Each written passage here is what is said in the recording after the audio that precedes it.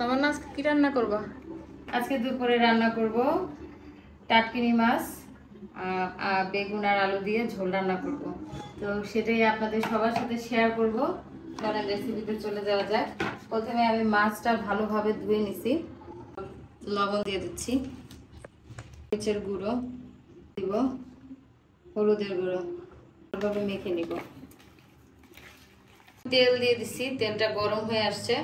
এখন হচ্ছে মাছগুলো দিয়ে দিব ফ্রাই করার জন্য, ভালোভাবে ভেজে নেব।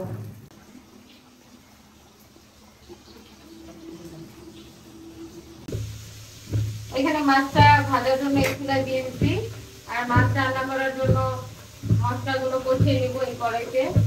প্রথমে হচ্ছে তেল দিয়ে দিচ্ছি, দিয়ে দিব পেঁয়াজ কুচি, পেঁয়াজটা বাদামি করে ভেজে নিব। মাছ এক পাশ ভাজা হয়ে গেছে, এখন উল্টে নিব, উল্টে দিচ্ছি। এখন ওপাশ ভাজা হয়ে গেলে, এই যে মাছটা ভাজা হয়ে গেলেই তুলে রেখে দিব। আর এদিকে হচ্ছে মাছের মশলাটা কষানোর জন্য পেঁয়াজটাও ভাজা হয়ে আসছে, আর একটু বাদামি কালার হলেই আমি এখানে পানি দিয়ে দিব। পেঁয়াজ ভাজা হয়ে গেছে, একদম ব্রাউন ব্রাউন করে ভেজে নিচ্ছি। এখন পানি দিয়ে দিব মশলা কষানোর জন্য। এখন প্রথমে এই বাটা মশলাগুলো দিয়ে নিব। এখানে রসুন বাটা, আদা বাটা আর হচ্ছে জিরা বাটা, সব মশলা একসাথে দিয়ে দিব। দিয়ে দিব গুঁড়া মশলা, ধনিয়ার গুঁড়া, এখানে স্বাদ মতো লবণ নিয়েছি, আর হচ্ছে মরিচের গুঁড়া, আর এখানে হলুদের গুঁড়া, সব দিয়ে দেব। হবে কষিয়ে নিব। এই যে মশলা কষানো হয়ে গেছে, এখন পানি দিয়ে দিব।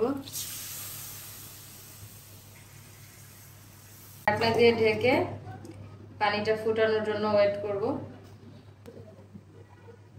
পানি ফুটে গেছে, এই যে এখন পানিটা গরম হয়ে গেছে। এখন আমি এখানে বেগুন আর আলু এইভাবে কেটে নিছি, এভাবে করে কেটে নিছি, কেটে ভালোভাবে ধুয়ে নিছি। এখন এগুলো দিয়ে দিব। বিসমিল্লাহিররহমানিররহিম। পুরো ভাজা হয়ে গেছে, এখন এই মাছ আমি একটা একটা করে দিয়ে দিব। এখন ঢাকনা দিয়ে রান্না করে নিব। রান্না আমার প্রায় হয়ে আসছে। এখন আমি দিয়ে দিব কাঁচা মরিচ, দিয়ে দিব ধনেপাতা। ঢাকনা দিয়ে ঢেকে 2 মিনিট রান্না করে তারপরে হয়ে যাবে আমার রান্না। এই যে রান্না আমার শেষ। অবশ্যই আপনারা বাসায় ট্রাই করবেন এইভাবে, বেগুন দিয়ে আলু দিয়ে এভাবে টাটকিনি মাছ রান্না করলে খুবই মজা হয়। এই যে মাছ টেস্ট করে দেখবো এখন কেমন হয়েছে। বিসমিল্লাহ। অনেক মজা হয়েছে। তো সবাই ভালো থাকবেন, আল্লাহ হাফেজ।